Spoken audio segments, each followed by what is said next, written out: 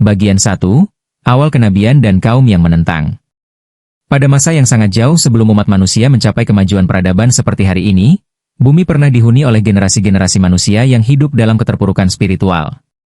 Setelah wafatnya Nabi Idris As, zaman terus bergulir. Manusia kembali lupa kepada Allah. Mereka mulai menyembah berhala, mengikuti hawa nafsu, dan menuhankan ciptaan mereka sendiri. Di tengah zaman yang gelap ini, Allah Subhanahu wa Ta'ala memilih seorang hambanya yang saleh dan bertakwa untuk menjadi pembimbing umat, Nabi Nuh AS.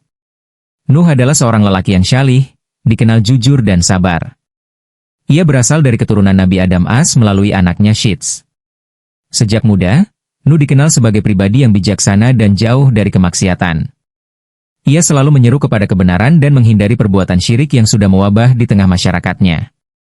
Melihat keadaan umat yang terus larut dalam kesesatan, Allah mengangkat Nuh sebagai nabi untuk menyeru kaumnya kembali ke jalan yang benar. Kaum yang menyembah berhala. Kaum Nabi Nuh hidup di wilayah yang subur, memiliki ladang, ternak, dan sungai yang melimpah. Tapi mereka mengisi kehidupan itu dengan kekafiran. Mereka menyembah patung-patung buatan tangan mereka sendiri. Nama-nama berhala itu dikenal sebagai Wad, Suwa, Yaguts, Ya'uk, dan Nasr. Mereka meyakini bahwa berhala itu bisa memberi syafaat, mendatangkan hujan, dan melindungi dari bencana. Nuh pun diperintahkan Allah untuk memperingatkan mereka. Ia berdiri di tengah-tengah kaumnya, berkata dengan lembut namun tegas. Wahai kaumku, sembahlah Allah. Tidak ada Tuhan bagimu selainnya. Sungguh, aku takut kamu akan terkena azab di hari yang besar.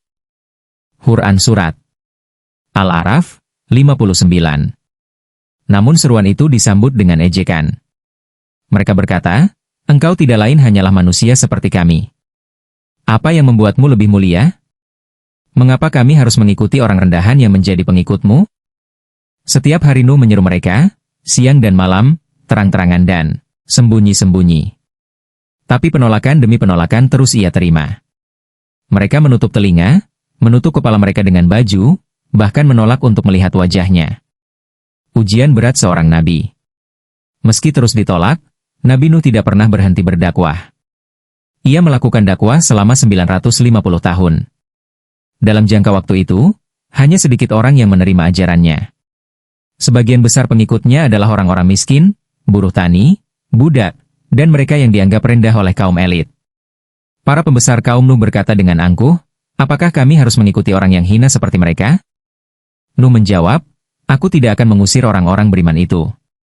Aku tidak tahu isi hati mereka, tetapi Allah lebih mengetahui siapa yang bertakwa. Kaumnya tidak peduli. Mereka malah menantang, kalau benar engkau seorang nabi, datangkanlah azab yang engkau ancamkan itu. Nuh mengadu kepada Allah. Ya Tuhanku, sesungguhnya aku telah menyeru kaumku malam dan siang. Maka seruan itu tidak menambah mereka kecuali menjauh. Dan sesungguhnya setiap kali aku menyeru mereka, agar engkau mengampuni mereka, mereka memasukkan jari mereka ke telinga dan menutupi wajah mereka dengan baju, dan tetap mengingkari dan menyombongkan diri dengan sangat.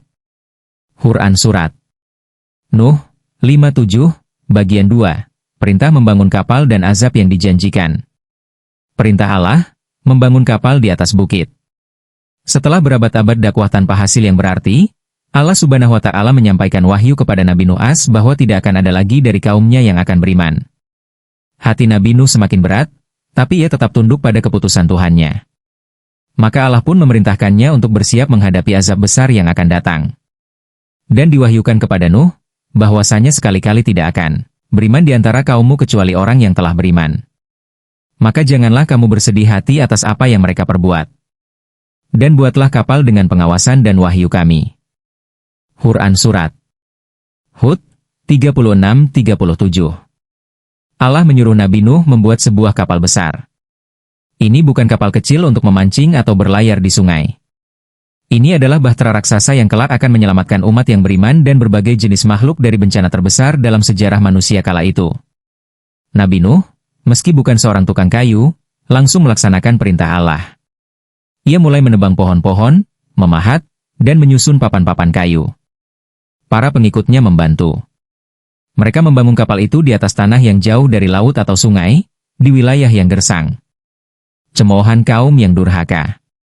Saat melihat Nuh membangun kapal besar di atas daratan, Kaumnya tertawa terbahak-bahak. Mereka datang setiap hari hanya untuk mengejek. Apa yang kamu lakukan wahai Nuh? Apakah kamu sudah menjadi tukang kayu?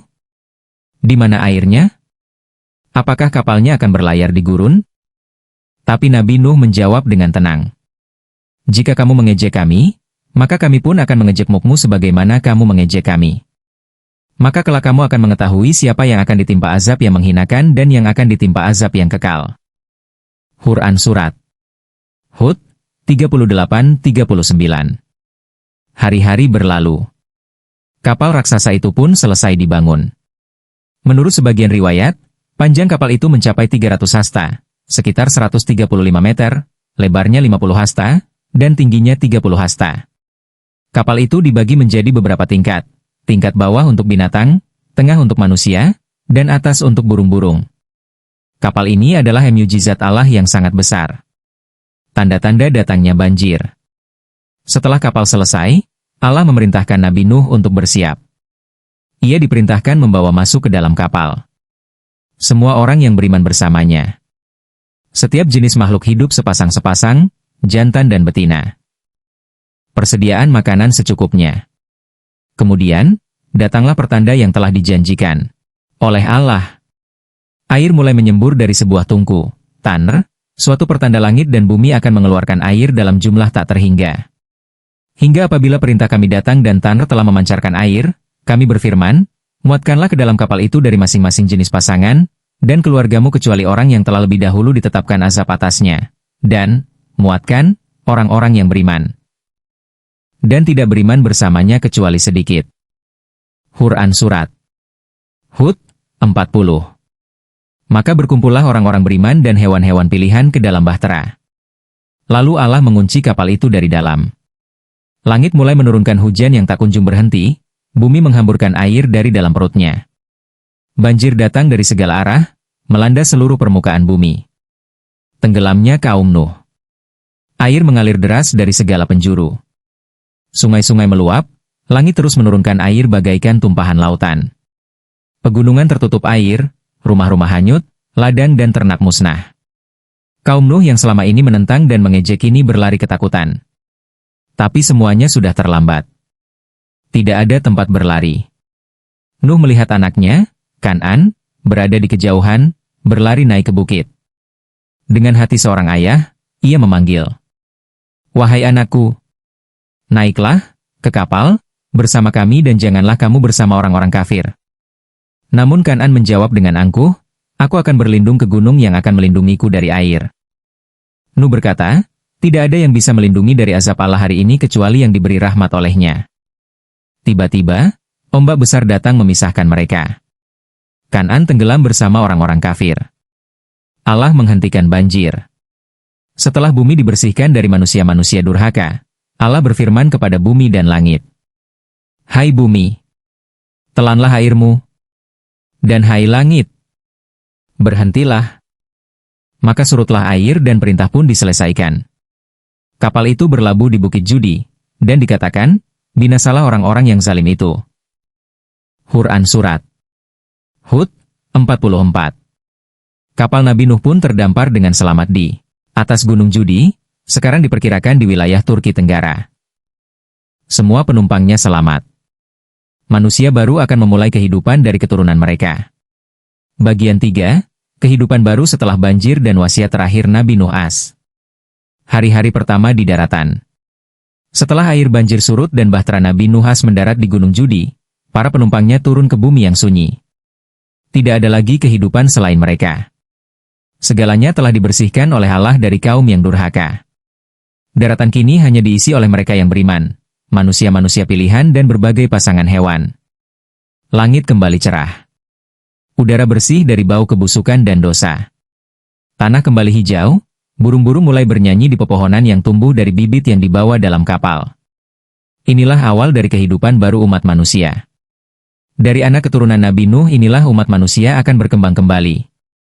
3 anak Nabi Nuh, Sem, Ham, dan Yafits. Menurut riwayat yang kuat, Nabi Nuh AS memiliki 3 anak laki-laki yang selamat dari banjir besar dan ikut serta dalam bahtera. Mereka adalah Sem, dari keturunannya lahir bangsa Arab, Ibrani, termasuk Bani Israel, dan Persia. Ham dari keturunannya lahir bangsa Afrika dan sebagian wilayah Asia bagian selatan. Yafits dari keturunannya lahir bangsa Eropa dan Asia Utara. Anak keempat, Kan'an, tenggelam dalam banjir karena menolak ajaran ayahnya. Ia menjadi peringatan besar bahwa nasab dan hubungan keluarga tidak akan menyelamatkan seseorang jika hatinya kafir. Wasiat Nabi Nuh AS kepada anak-anaknya. Setelah kehidupan mulai stabil, Nabi Nuh mendidik anak-anak dan keturunannya agar senantiasa berpegang teguh kepada tauhid. Ia mengajarkan bahwa hanya Allah yang berhak disembah, tidak ada perantara, tidak ada berhala, dan tidak ada syirik yang boleh didekati. Ia berkata kepada anak-anaknya, "Wahai anak-anakku, sesungguhnya aku mewasiatkan kepada kalian 5 hal. Pertama, perintahkanlah dirimu untuk tidak menyekutukan Allah karena sungguh siapapun yang menyekutukannya, maka ia akan dilemparkan ke dalam neraka. Kedua, berpegang teguhlah kepada kebenaran meskipun pahit. Ketiga, janganlah sombong terhadap orang lain karena semua manusia berasal dari tanah. Keempat, dirikanlah sholat dan ibadah lainnya dengan ikhlas. Kelima, saling tolong-menolonglah dalam kebaikan dan jangan membenci sesamamu." Wasiat ini menjadi landasan bagi anak cucu Nabi Nuh dalam membangun kehidupan mereka. Nuh, sang ulul azmi. Nabi Nuh adalah satu dari 5 nabi yang disebut ulul azmi, yakni para rasul pilihan yang memiliki keteguhan luar biasa dalam berdakwah. Nuh AS, Ibrahim AS, Musa AS, Isa AS, Muhammad Shallallahu Alaihi Wasallam. Julukan itu disematkan karena ketabahan Nuh dalam berdakwah selama 950 tahun, tanpa putus asa, tanpa henti, menghadapi ejekan dan penolakan terus-menerus. Akhir kehidupan Nabi Nuh. Setelah banjir besar dan kelahiran generasi baru umat manusia, Nabi Nuh AS masih hidup cukup lama untuk membimbing keturunannya. Ia terus mengajarkan tauhid dan memperingatkan mereka agar tidak mengulangi dosa nenek moyang mereka dahulu. Ia menjadi simbol pemurnian akidah, pelopor keteguhan iman, dan ayah dari umat manusia generasi baru. Riwayat menyebutkan bahwa Nabi Nuh hidup sekitar 2500 tahun, meskipun ulama berbeda pendapat tentang jumlah pastinya. Ia pun wafat dalam keadaan beriman dan tenang. Sebelum wafat, beliau menyampaikan pesan terakhirnya. "Aku berpesan kepada kalian untuk tetap bertakwa kepada Allah, tetap teguh dalam agamanya, dan janganlah kalian tergoda untuk menyembah selainnya. Jangan ulangi kesalahan orang-orang sebelum kalian. Aku telah melihat apa akibatnya." Ada pendapat bahwa makam Nabi Nuh berada di berbagai tempat, termasuk di kawasan Mesopotamia dan Lebanon. Namun lokasi pastinya tidak dapat dipastikan secara ilmiah. Yang jelas, warisan beliau hidup dalam sejarah, dalam Al-Quran, dan dalam keturunan seluruh umat manusia. Pelajaran dari kisah Nabi Nuh AS. Kisah Nabi Nuh bukan sekadar cerita sejarah. Ia adalah pengingat yang sangat dalam tentang ketaatan, keteguhan, dan kasih sayang Allah kepada hamba-hambanya yang ikhlas. Beberapa pelajaran utama dari kisah ini adalah: kesabaran adalah kunci dalam berdakwah. Nuh berdakwah selama hampir 1 milenium tanpa lelah, tetap berharap kepada Allah. Tauhid adalah fondasi keselamatan. Siapapun yang beriman, walau miskin atau tertindas, akan diselamatkan oleh Allah. Hubungan darah tidak menyelamatkan jika hati tidak beriman.